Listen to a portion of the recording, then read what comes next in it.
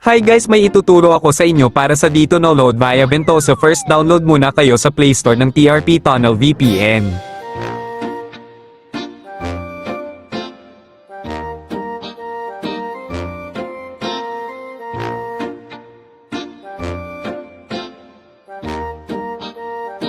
Next guys, open nyo ang dito apps nyo para ma-open nyo ang Ventosa. Dito guys, i-click nyo na lang sa gitna na letter D, tapos hanapin nyo na lang ang Ventosa and click nyo na lang, tapos proceed nyo na lang guys.